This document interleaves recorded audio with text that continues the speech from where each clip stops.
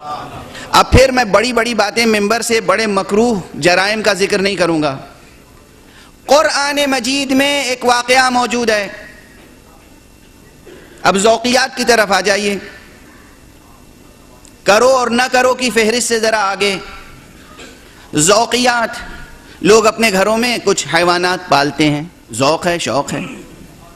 دل میں اگر اتنی گنجائش ہے کہ انسانی تمام رشتوں ناتوں کے تقاضوں کو پورا کر کے مزید آپ جانوروں کے بھی تقاضے پورے کر سکتے ہیں تو بہت اچھی بات ہے،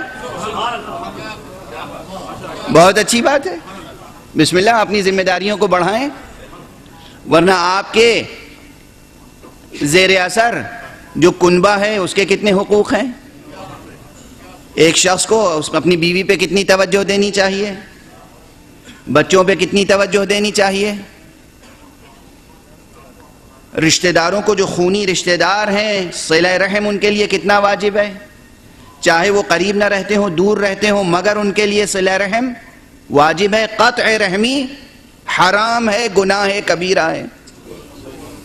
تو اگر یہ تمام جو انسانی رشتے ہیں انہیں پورا کر رہے ہیں اور پھر مزید ذوق ہے کہ جانور بھی پال لیں اور اس کو بھی وقت دے سکیں، یعنی خدا کے سامنے 2 رکعت نماز پڑھنے کا وقت نہیں ہے، ماں کی دستبوسی کا وقت نہیں ہے، باپ کے سامنے عرض ادب کرنے کی فرصت نہیں ہے، اپنے بچوں کو وقت نہیں دے سکتا، کتا پالے ہوئے ہیں. یہ جدید زندگی کا ایک اسٹیٹس سمبل ہے. بچوں کو وقت نہیں دے پا رہے ہیں. کتنے گھر ہیں کہ ان کے بچے بگڑ گئے اس لیے کہ بر وقت باپ نے توجہ نہیں دی. تو جو گھر میں وقت ملتا تھا کہ بچوں کو سینے سے لگائیں تو جناب کتے کو سینے سے لگائے رہتے تھے. تو آپ کتے کو سینے سے لگائیں تو آپ کے بچے کتے نہیں بنیں گے تو کیا بنیں گے؟ انسانی رشتوں کو پورا کریں اور پھر ماشاءاللہ دل میں حوصلہ ہو، سرمایہ ہو، وقت ہو، فرصت ہو. اے بشر، اے انسان، اپنے وقت کی قیمت تو پہچان. انسان کا وقت نظر مولا ہونے کے لیے ہے یا نظر مسوخات؟ اب جو چیزیں معلوم ہے کہ یہ مسوخات میں سے ہیں. ابھی چند روز قبل کسی نے مجھ سے پوچھا کہ گھر میں بتائیے کیا بندر پال سکتے ہیں؟ پوچھا، مسئلہ پوچھا، بندر پال سکتے ہیں؟ میں کیا عرض کرتا؟ میں نے کہا قرآن مجید میں آیت موجود ہے، بنی اسرائیل کی ایک شاخ تھی، اللہ کا گناہ بہت زیادہ کرتی تھی، اللہ کو غضب اور انتقام کا اظہار مقصود ہوا تو اللہ نے فرمایا کونو قردۃ خاسئین، تم سب کے سب بندر ہو جاؤ، اور وہ بندر ہو گئے. تو یہ مسوخات کی پہچان ہے. یہ وہ ہیں جو مسخ کیے گئے تھے، جسے اللہ نے ناراض ہو کر مسخ کیا ہو اسے اگر کوئی پالے تو خود یہ اعلان ہے کہ ہم تیرے باغی ہیں. کوئی اور جرم یزید کا نہ ہوتا تو یہی کافی تھا کہ یزید کے لیے بالتواتر ثابت ہے کہ یہ بندروں سے کھیلا کرتا تھا. آئے کوئی مجھ سے مناظرہ کرے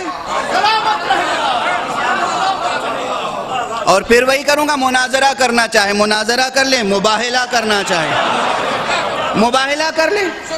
یزید کے لیے کہتے ہیں کہ اسے شہید کا درجہ دینا چاہیے. احتجاج بینر لے کر کھڑے ہوئے ہیں، یزید اور ابن زیاد کو شہید کا درجہ دیا جائے. کس یزید کو؟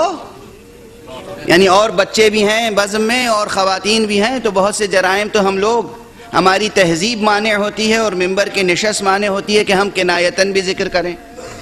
جن فحشیات میں مبتلا تھا یزید وہ الگ. صرف ایک جرم، ساری تاریخیں لکھتی ہیں کہ یزید بندروں سے کھیلا کرتا تھا. بندر پال رکھے تھے اس نے، اور ایک خاص بندر تھا جب امور مملکت میں کوئی اہم بات ہوتی تھی تو وہ تمسخر اور استہزاء کے لیے بندر سے پوچھتا تھا ہاں میاں تم بتاؤ اس مسئلے میں کیا رائے ہے، کیا کیا جائے. اللہ نے جب مسخ کر کے کسی قوم کو عذاب میں مبتلا کر کے بندر کی شکل دی ہو اور یہ شخص خلافت کا مدعی ہو کر بندر سے کھیل رہا ہو، بندر سے مانوس ہو اور بندر سے مشورہ کر رہا ہو، تو یہ علامت ہے، پہچان ہے اللہ کے باغی ہونے کی۔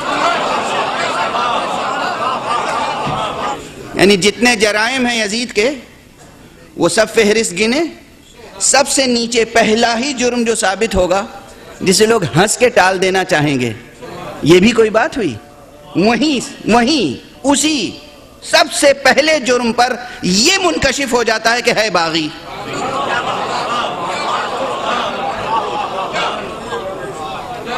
ہے باغی۔ اگر باغی نہ ہوتا تو کسی اور حیوان کو پال لیتا۔ ہرن کے بچوں سے بھی تو مانوس ہوا جا سکتا ہے۔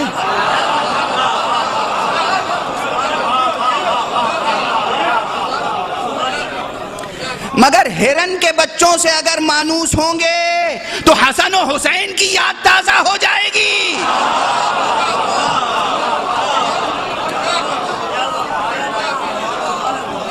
اور بنو امیہ کی سیاست یہ تھی کہ کچھ ہو مگر آل رسول کا تذکرہ نہ ہونے پائے۔ کچھ ہو علی کے آثار مٹانے ہیں، حسن و حسین کی یاد مٹانی ہے، علی کے آثار مٹانے ہیں۔ میں دست ادب جوڑ کے عرض کر رہا ہوں جہاں تک میری آواز جا رہی ہے۔